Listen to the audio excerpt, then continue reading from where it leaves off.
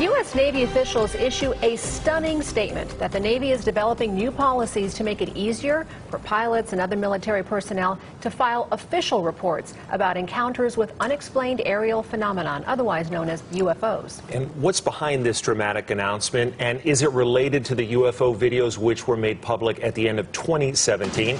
The I-Team's George Knapp live in studio with an exclusive update. Yeah, this statement by the Navy is startling. It was done in response to what the Navy says is an increasing number of intrusions of our airspace by unknown craft. It comes after 15 months of conflicting statements from the Pentagon about secret UFO research, including claims that the study, sponsored by Nevada Senator Harry Reid, wasn't really about UFOs, and that the 3 videos weren't really released by the Department of Defense. Suffice to say, we now know those Pentagon statements are not accurate. The U.S. Navy's 2004 encounter with an object called the Tic Tac UFO. There's a whole fleet of them. Look on the ASA. The 2015 incursion by multiple unknowns off the coast of Florida, dubbed Gimbal.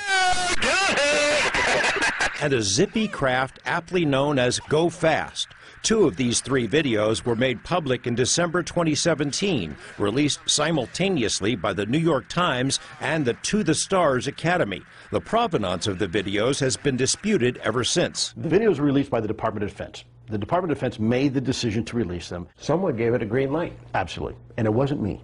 Lou Elizondo was a career intelligence officer who for nearly a decade directed ATIVE, a secret Pentagon effort that studied and analyzed UFO cases, encounters between unknown craft and military units. The program was initiated at the insistence of Nevada Senator Harry Reid. In 2017, Elizondo left the Pentagon, in part because he felt these incidents were not being given the priority they deserved. But before he left, he initiated a process to get the 3 videos and many more declassified so the public could see them. He insists these encounters are not isolated incidents. ATIP did find a lot of stuff.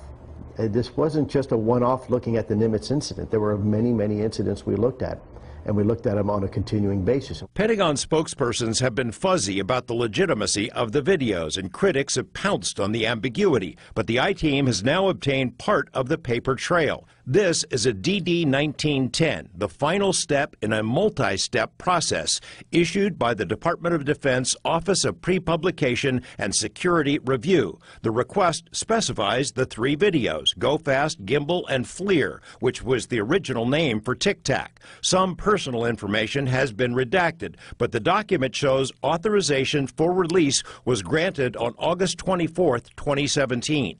The I-Team has also acquired the DoD directive, which spells out how the release procedure works. This form shows the videos were released by the book. Senator Reid, who helped initiate the ATIP program, has confirmed there's a lot more where these came from. You cannot just hide your head and say it does. These things aren't happening. We have military installations where hundreds and hundreds of people who are there see these things. After the I-Team obtained the paperwork, we asked Elizondo if this is the form he filed with the Pentagon. He said he's not authorized to comment, that it's up to the Department of Defense. It is known that the 3 videos and the pilots involved in those encounters were part of several closed-door briefings given to Congress over the past year. High-ranking Navy officials joined some of those briefings and reportedly were just as surprised as congressional staff. That ongoing effort is what led to last week's stunning announcement by naval officials. They now want to encourage pilots to report unusual encounters without fear of damaging their careers. The briefings for Congress underway for the past year or so were arranged by a man named Chris Mellon, who formerly worked for the Senate Intelligence Committee and also for the Department of Defense. Mellon, now with To the Stars Academy, sent a statement to us saying that after senior Navy officials joined the briefings, they realized it was, quote, indefensible to not have a system that allows more reporting of these incidents. We have his full statement and other supporting material on our website, and we want to thank Senator Reid for his help in obtaining documentation related to this report. More to come. Sense to hear the pilot's angle on it. They're the ones up there, right? Right, yeah, this is a big deal. All right, well.